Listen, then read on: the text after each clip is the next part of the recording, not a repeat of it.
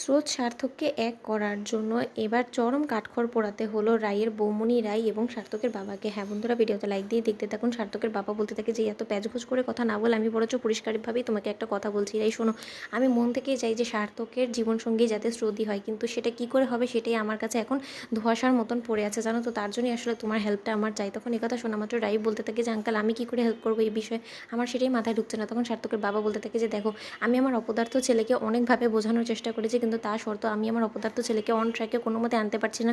ও সেটা স্বীকার করতেই রাজি না যে ও সত্যিকার অর্থেই স্রোতকে ভালোবাসে, আর ওর মনে যথেষ্ট পরিমাণে স্রোতের প্রতি দুর্বলতা আছে। কিন্তু এখন এটা ওর মুখে কী করে আমি আনবো সেটাই আমি ভাবছি, আর সেটা ভাবতে গিয়েই আমার মনে পড়েছে যে হয়তোবা তোমরা কোনো মতে আমাকে সহায়তা করতে পারো। এ কথা শুনে রায়ের বৌমনি বলতে থাকে যে আঙ্কেল আমরা যে সহায়তা করব, কিন্তু আদৌ ওদের মনে ওদের একে অপরের প্রতি ভালোবাসা আছে কিনা সেটাই বা আমরা কী করে বুঝতে পারবো বলুন তো, আমরা জোর করলেই তো হবে না। তখন এই কথা শুনে সার্থকের বাবা বলতে থাকে যে আলবাদ ওদের একে অপরের প্রতি দুর্বলতা আছে জানো।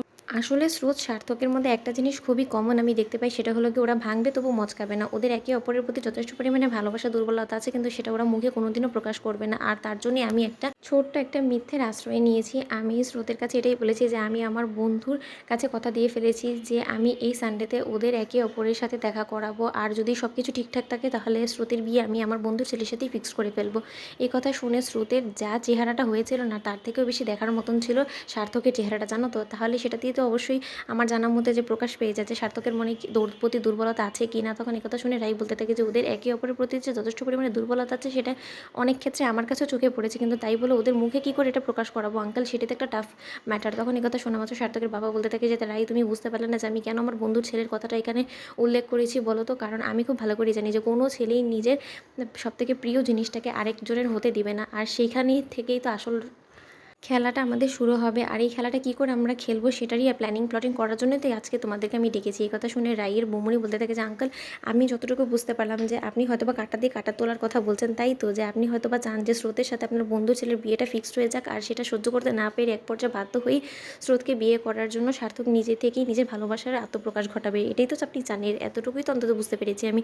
এই কথা শুনে সার্থকের বাবা বলতে থাকে যে হ্যাঁ মিষ্টি, তুমি একদম ঠিক বলেছো, আমি এটাই বোঝানোর চেষ্টা করছি, কিন্তু রাই তো কোনো মতেই বুঝতে চাইছে না। তখন রাই বলতে থাকে যে কিন্তু আঙ্কেল এটা তো যথেষ্ট পরিমাণে ওদের প্রতি অন্যায় করা হবে, তাই না, আমরা না হয় ওদেরকে আরও একটু সময় দিই। তখন সার্থকের বাবা বলতে থাকে যে যতই সময় দাও না কেন এই দুই অপদার্থের মুখ থেকে কোনো দিনও ওদের ভালোবাসার কথাটা তুমি প্রকাশ করাতে পারবে না। আর যদি ওদের অপেক্ষা আমরা বসে থাকি তাহলে আমার মনে হয় যে আমার মৃত্যুর সময় চলে আসবে।